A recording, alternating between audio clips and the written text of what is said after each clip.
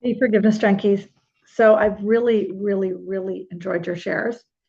Yesterday, the day before, I asked, what is the thing you can't forgive the most? And people wrote things like rape, not loving myself, all kinds of things. And thank you. I want to give you a helicopter kind of looking down view of what forgiveness truly is. Um, and people who join this type of work, I don't expect you to get it overnight. Damn, I've been working on this for 20 years. Something happened in my personal life about 16, 17 years ago, give or take, and my whole world collapsed. I had built a life for myself in my late 30s. I had a house, had just bought a commercial building, businesses, and it all crumbled. I held this deep unforgiveness when I literally ran away from that world, lost a couple $1 million, ran away, and was trying to rebuild my life. And my coach at the time, Lynette, still a very good friend of mine, reminded me that forgiveness is the work. And I just wanted to sort of strangle her because I said, how can I forgive what I perceived as these people who had basically taken away the empire I had thought I had created? And really doing a forgiveness challenge to help me to see, and I didn't see it right away, guys. I really want you to get to know this. I didn't see it right away. I just would sit there every day, morning and night, for 5 or 10 minutes and do a forgiveness prayer. Didn't know what the hell I was doing. And I really was really stuck on these few people who I had perceived had taken away my empire. And what unpacking this took me months, years, but I really realized that if this was the experience that happened out here, bought this stuff, built a business, blah, blah, blah. And then it all fell apart by what I perceived was other people.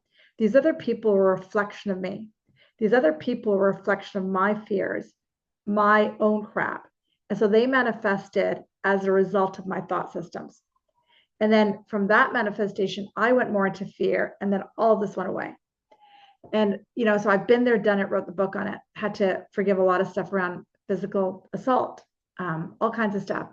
So I don't expect everybody in this forgiveness challenge to get it on a deep level yet. But the more you're willing to do this, and the more you're willing to challenge the thought that there's something out here that is separate from you, everything out here is a mirror to something inside of us. And that's the hardest thing to figure out. That's why I do those live community calls on Mondays, if you can make them. That's why I teach classes I do. So I can help you using my intuition for you to see what's in you. Now, the thing in you that created this pain out here also needs forgiveness, right? So the thing in me that created these people out here was a combination of jealousy, I'm not enough, what if somebody's better than me, all these thoughts. And so with time, I had to take them to spirit, and then I had to re-identify myself as not this not good enough woman that I was convinced I was, to the divine entity of source. And as that replacement happened within me, a deeper level of forgiveness for what was out here. And I was like, oh, I created that because of my lack concept. But the truth of who I am is a child of love. The truth of who I am is a child of God. The truth of who I am is spirit. So forgiveness takes layers and layers and layers of work.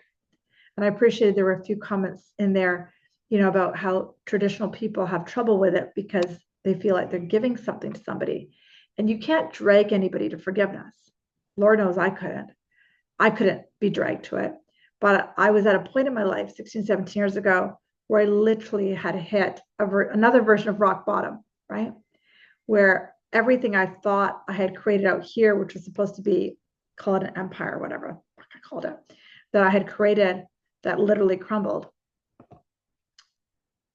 I was literally on rock bottom. So I sometimes think that we have to fall flat on our faces before we'll dive in deeper. And the diving deeper never, ever, ever ends.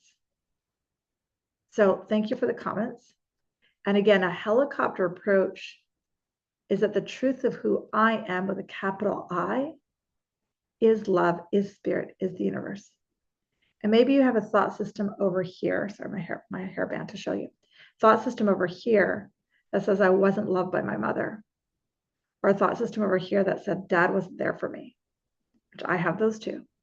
And then as a result of this thought system that my hairband represents, you manifested in a guy or a girl who were a mirror to that, or a reminder of that pain from your mother or father. How you heal that is forgiving this thought, because the love of God was always there.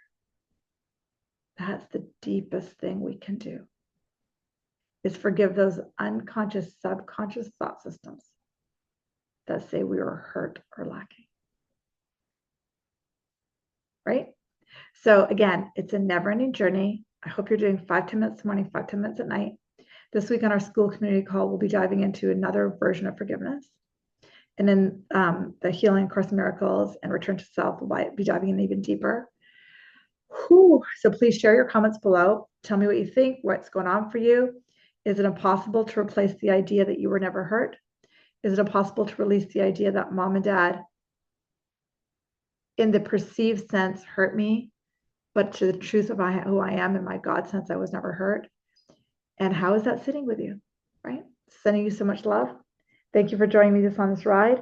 And please share this with anyone, wherever they're at in their journey, who you think could benefit. I would love them to join the community, because what greater gift? The more of us that heal, the more that help other people, because we all know people who could use this work.